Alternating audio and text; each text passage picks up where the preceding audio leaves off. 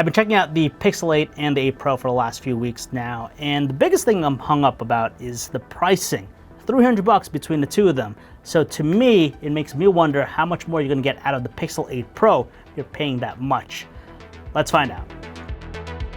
So let's start off with their design. Obviously, the Pixel 8 Pro is larger than the Pixel 8, and the other difference here is that I do like the matte finish, the matte glass finish of the Pixel 8 Pro. Just has a cleaner look, grippier in hand, versus the glossy look of the Pixel 8. Another thing about the back here, the camera humps. You have a triple camera here with the Pixel 8 Pro, and then you have a dual pixel one here. And the last thing here is the temperature sensor. It's exclusive to the Pixel 8 Pro only. And for me, I think it's more of a novel feature. It's great you could take the temperature of an object, and then down the road, you'll be able to take your own temperature. But to me, I don't use it all that much. I just find it impractical for a phone. Next up, let me talk about their displays. We have a 6.2-inch actual display in the Pixel 8. It reaches 1,349 nits in our testing. And then the Pixel 8 Pro has the slightly larger 6.7-inch super actual display, and it got even a brighter 1,526 nits. So if you're gonna be using it outside, you're gonna have more clarity with the Pixel 8 Pro. But besides that, they're fantastic displays. They have wide viewing angles, and they're pretty punchy with their color tones. One of my favorite parts about these phones are their cameras. So you have a dual camera arrangement in the Pixel, which is a 50 megapixel main camera paired with a 12 megapixel ultra wide. But if you want more utility, you want to go with the Pixel 8 Pro because of its triple camera arrangement. And that consists of a 50 megapixel main camera, a 48 megapixel ultra wide, and a 48 megapixel telephoto that gives you 5 times optical zoom. The other cool thing I love about these Pixel phones is that they share the same Google AI assisted experiences with their cameras. So take, for example, Best Take, which allows you to take the best shot no matter where people are looking. You have things like Audio Magic Eraser, so you can remove any background noise from your videos. And then there's also Magic Editor, which is basically like having a Photoshop editor in your pocket. One of the biggest advantages for the Pixel 8 Pro is obviously that telephoto zoom. You're not going to get that with the Pixel 8.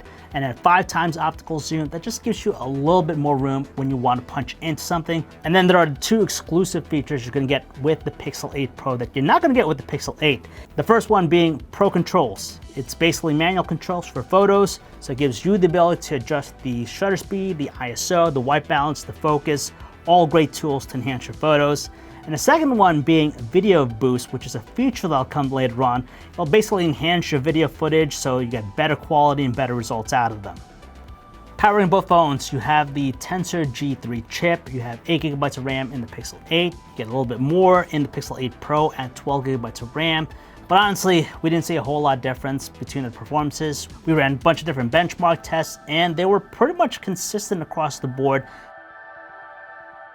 You would think that the Pixel 8 Pro, being the larger phone, is going to get a lot longer battery life, but that's not really the case after we tested it out. So it has a 5,050 milliamp hour battery versus 4,575 milliamp hour battery in the Pixel 8. In our battery benchmark test, the Pixel 8 got 9 hours and 50 minutes versus 10 hours and 3 minutes. So that's barely a whole lot of difference. Over on the recharge time though, it's kind of the same. They're not a whole lot different. You do get 27 watt charging with the Pixel 8 versus the slightly faster 30 watt one in the Pixel 8 Pro. But in all honesty, after 30 minutes, we got 60% charge out of this phone, and then this was at 59%. And there you go, that's how they stack up against one another. So what are you really still getting out of the Pixel 8 Pro by paying $300 more? Well, you get that 5 times optical zoom lens, you get those 2 exclusive camera features, Pro Controls, Video Boost, longer battery life, brighter display, and I guess the temperature sensor if that's something you want to use. But for me, since I shoot a lot of photos and a lot of videos, I still find a lot of utility out of a triple camera system like this. So I think it's worth it.